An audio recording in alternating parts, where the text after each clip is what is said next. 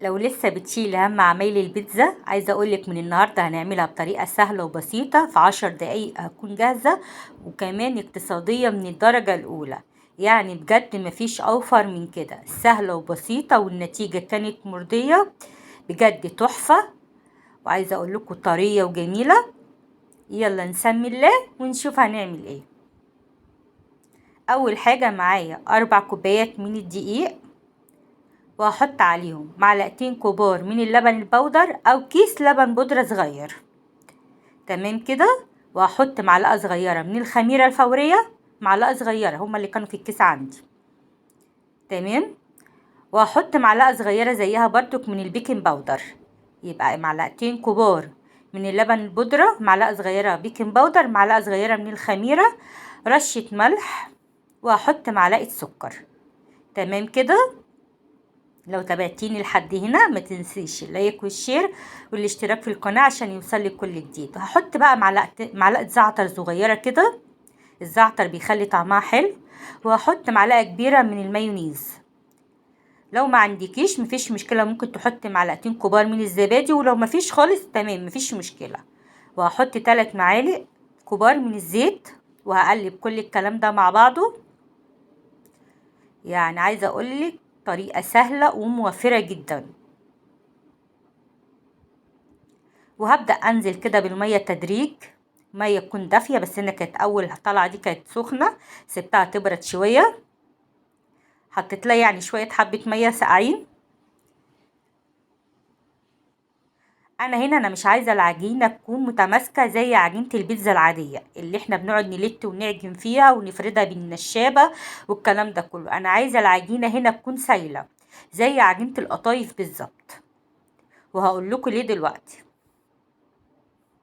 انا هنا بنزل شويه بشويه عشان خاطر ايه، اخلي كل العجينه تاخد من طعم الحاجات اللي انا حطيتها فيها.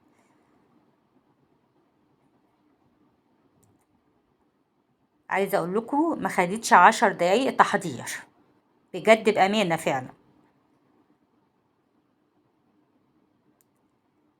نبدا بقى كده ننزل بالميه، وزي ما قلت لكم انا عايزه القوام بتاعها يكون ايه، زي قوام عجينه القطايف. هبدا كده بقى استعمل ايدي، ابدا كده اربها شويه. وخدوا بالكم هي العجينه بتاعتها هتبقى سايله، وفي نفس الوقت بعد ما اسيبها ترتاح بتكون تقلت شويه. فانا بعمل حسابي اللي هي هتتقل بعد كده. شايفين العجينه؟ هو ده القوام بتاعها المطلوب، لان هي هتتقل في الشويه اللي انا هخليها ترتاح فيهم. هسيبها كده 10 دقايق على ما اعمل ايه الحشوه بتاعتي. الحشوه بتاعتي دي عباره عن زيتون مخلي وطماطم وفلفل بس، مش اكتر من كده. وطبعا بقى هحط ايه الجبن بتاعتي. انا عندي كيس من الميكس الجبن، شيدر ورومي وموتزاريلا. مش هحط اكتر من كده. عايزه اقول لكم يعني الاقتصاديه بمعنى اصح، يعني مفيش اوفر من كده. طبعا الحشوه طبعا دي اللي يعجبك، حابه بقى تحشيها لحمه مفرومه. طبعا بقى اللحمه المفرومه برضو ومعاها الخضار اللي هي الطماطم والفلفل، دول اساسي، والزيتون، يعني دول اساسيين. حابه تحشيها تونه، بسطرمه، الحشوه الموجوده عندك. طبعا ده كيس من الميكس جبن عندي، هي دي الحشوه اللي هعمل بيها البيتزا بتاعتي. طبعا كان عشا حلو وجميل، الولاد طلبوا بيتزا فقلت لا ما بديهاش، اقوم اعملها لهم. ما خدتش ايه والله 10 دقايق في ايدي. هنا انا جبت طاسه ودهنتها دهنة زيت، وهبدا بقى ايه انزل بالخليط. شوفوا الخليط تقل معايا ازاي، كان لين شويه. لما بيقعد يخمر كده لمده 10 دقايق بتبص تلاقيه تقل. وهبدا بقى اوزعها بقى في الطاسه بعد ما حطيت دهنة زيت. واهم حاجه تكون الطاسه ما تكونش لاصقه، يعني ما تحطهاش في طاسه ألمونيوم. وافردها كده كويس. وطبعا لازم اكون موطيه العين عليها زي ما انتوا شايفين كده. وهبدا كده اجيب الكاتشب واحطه على الوش بتاعها. طبعا ده بديل للصلصه بتاعه البيتزا. لو انت عندك صلصه البيتزا مفيش مشكله، ما عندكيش يبقى عادي نتصرف. بديل الصلصه كاتشب. هنا فضيت كده بتاع كيسين على الوش. وابدا كده ايه احط بقى الطماطم والفلفل والزيتون الخضار بتاعي.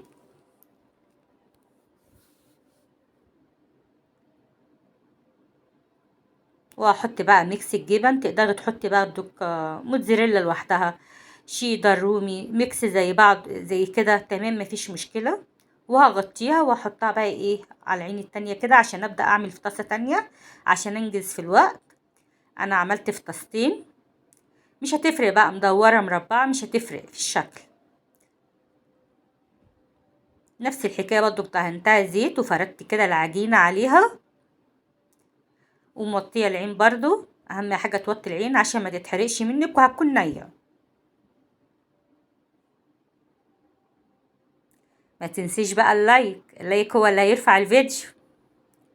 وننزل كده في التعليقات نصلي على النبي، واتمنى كده تجربوها وتقولوا لي رأيكم ايه في التعليقات. يعني بجد مفيش حاجة هتوقفك عن عمايل البيتزا في طريقة سهلة جدا. لو انت بتشيلي هم ان انت تقعدي تعجني وتلتي وتفردي بالنشابة، وفعلا يعني حاجة مرهقة وبتتعب الدراع، يعني مفيش اسهل من كده. وزي ما قلتلك الحشوة الموجودة عندك، ممكن صدر فرخة تعمليه شاورما وتقومي حاطاه التوبينج بتاعها عادي كده، اي حاجة موجودة عندك.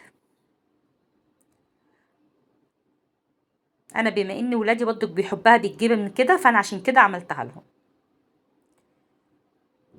هغطيها برضك نفس الحكايه كده، قربت اهيت. انا بوريكم بس ايه اللي انا لازم اتابعها. دي كانت خلاص خلصت.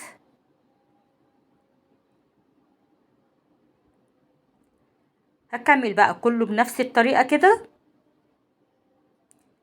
بصوا ادي دي الكميه اللي طلعت، بجد عملت لي 6 وحدات من 4 كوبايات دقيق. شايفين الفار اللي واكل المثلث ده؟ الفار ده يبقى ابني. ما صبرش اللي هي تخلص فقطع وقعد ياكل منها. بجد جميله. وبصوا شايفين اللون بتاعها، عجينه طريه جدا.